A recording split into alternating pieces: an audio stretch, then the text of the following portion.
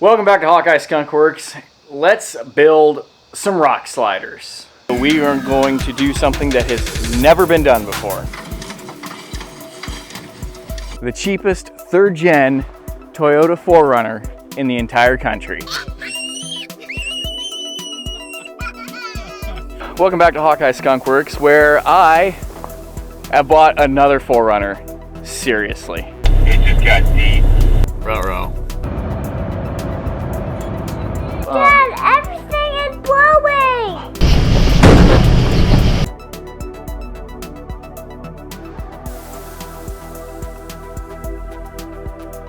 So it's a little after 8 o'clock and it's dark and we're in bed.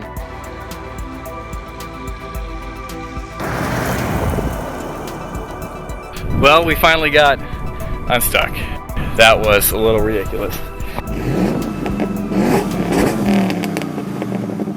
Yes, we are going to build a set of rock sliders for my 05 4Runner in preparation for ATR and lots of other four-wheeling in the future. So, without any further ado, let's just dig right into it. As you may well have suspected, I already have built a set. Here is one. This is the driver's size, waiting for a final coat of paint. And I figured before I bolted it on, I would give you a closer look at how exactly I have it built and what exactly I made it out of. Before I go ahead and give this one last coat of paint, because it's still a little splotchy, let's talk about what we've got. So my main bar is 2.5 by 1.5 rectangular tubing, mounted to some 1.5 inch square tubing. These are the mounts that go to the frame for those, for each rock slider. And then I use the same tubing as little supports here in the middle. I went ahead and 45-degree angle cut those and capped them with some 1/4 inch steel. The main step slider part it's like 1 5/8 tubing. It's not DOM tubing. This is all stuff that I had, my dad had, and some people that I know helped me out with piecing together. So besides paint and hardware, I have no money in this. Well, I had to buy some more welding wire, so I've got that. But it's pretty much exactly 6 feet long. I made the bends until I kind of felt they were correct. All I used for the bends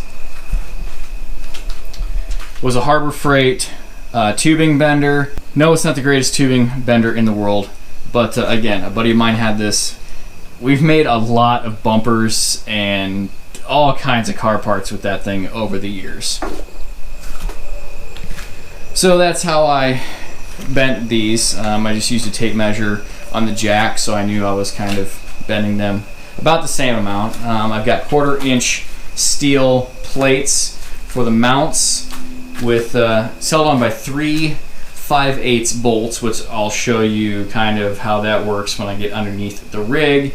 And you can't really see underneath here, well, a little bit, some triangular gussets on each one of these 4 mounts. That's 1/4 inch steel as well, and all just welded together.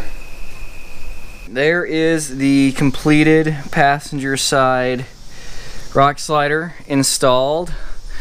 You can open the door here and you can see it sticks out even more once the doors are opened. And if we hop down here, there you can see there's the front plate and the middle plate and the rear plate. And all I had to do on the rear plate was cut out a little bit of that corner to clear the control arm mount. Otherwise, just rectangular 1/4 inch plate. I did use some templates just so that I could kind of lay everything out. It's easier to do that way when you've got something to mark on. The holes for the bolts were all either, well, when I say all, that one had a small hole already that I had to drill all the way through to the other side. That had a small hole on one side that I had to drill through both sides and make them bigger, obviously. And then this back one had a small hole that I had to make bigger, but on the other side, on the inside of the frame rail, there was a rectangular hole from, I'm assuming, the manufacturing process that the bolt fit through. Kind of janky, I realize, but it worked, and the hole is basically the exact same size. It's just rectangular. The way that I laid it out, and it's going to be hard to show here, the mounting bars just barely touch the plastic cladding. I didn't actually intend for it to touch this the way that it all ended up going together, welding together and bolting together. It barely touches, but that plastic kind of sags anyway. So if I were to come down on a rock and push that up, it's not going to do any body damage. I'm not worried about it. Technically, I could cut the bottom 1/8 inch of that plastic off, and it would still be clearing the actual body seam of the rocker panel. And all I did to line everything else up was the inside of that rectangular tubing runs essentially parallel with that body line. The body line itself is not completely straight, but you get the idea. When I bolted them together, I used some 1/4 inch flat stock to use kind of as washers.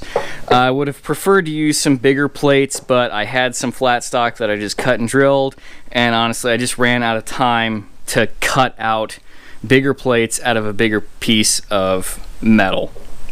This is the bracket for the rear passenger, or rear driver rather, mount where the gas tank is in the way. So what I did was used a jam nut that was already thin and welded it onto this plate, and then I actually had to make it a little bit shallower so that I could squeeze it up in there between the frame and the gas tank, and then I can cinch it all down, and that worked really well. Here is the driver's side, a lot more of the same from the passenger side. The middle mount, however, is in a completely different location from the other side. This plate is more or less flipped upside down. I had to drill 2 brand new holes purely because the gas tank is in the way, and there was nothing that I could do with new holes, existing holes, to make that work. So I had to drill a hole just in front of the gas tank, and it worked out pretty good. Now, I did have to, I forgot to mention, I had to buy a $20 right angle drill attachment for these front holes, because on the inside of the frame rails there wasn't enough room for a drill. On the outside, the angle was wrong because the drill hit the rocker panel. There was just too much stuff on the inside. Brake lines, gas lines, exhaust. So the right angle drill worked really good for that. And here is that rear mount with that tab with the welded nut that I talked about earlier.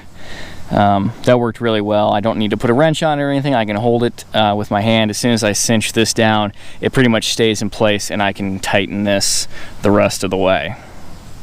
And I suppose here's a view of the whole thing, so you can kind of get an idea of how it looks with the slider installed. I'm extremely happy with how they look, and I'm positive I will be extremely happy with how they perform. Well, I really hope you guys found that informative and helpful. I may have built them for my 4Runner, but pretty much the process applies to any truck or SUV. It just comes down to what materials you have and want to make it out of, making some templates and making a plan, and then go into town cutting and welding. Again, if you guys are going to be at ATR this year, be sure to leave a comment below or send me a message or a comment on Instagram or Facebook. Email me hawkeyeskunkworks@gmail.com. Comments or questions about how I built these that I didn't cover. I don't have any schematics or drawings to send you guys, sorry. But anything else, feel free to ask, and I'll be sure to answer you. Until next time, please hit that subscribe button, hit the thumbs up, turn on those notifications, and as my girls would say, Thanks for watching Hawkeye Skunkworks. Bye. Bye. See you on the chair. See you on the chair. All right, y'all. Thank you for watching. Until next time, take care. Goodbye.